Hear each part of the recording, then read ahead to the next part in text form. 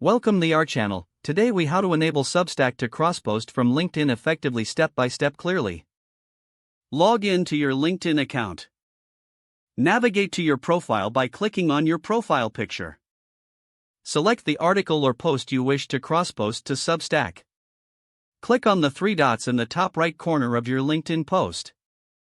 Choose Copy Link to Post from the drop-down menu. Open a new tab and log in to your Substack account. Navigate to your Substack dashboard. Click on New Post to create a new entry. In the post editor, paste the LinkedIn post link you copied earlier. Substack will automatically generate a preview of your LinkedIn post. Write a brief introduction or commentary about the LinkedIn content for your readers. Format the post as needed, adjusting headings, images, or links. Add tags to categorize your post effectively. Review the post for any errors or necessary changes. Once satisfied, click on the Publish button.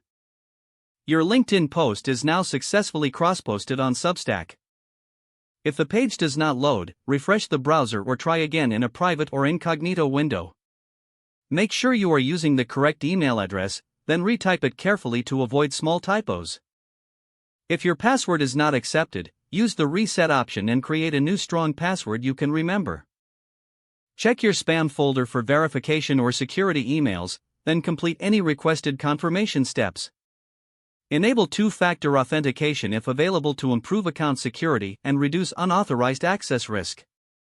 After signing in, review your profile details so your contact information and settings are accurate and current. If you see an error message, note it down and try again after restarting your device and internet connection. Log out when you finish, especially on shared devices, to keep your account and payment information secure. If the page does not load, refresh the browser or try again in a private or incognito window.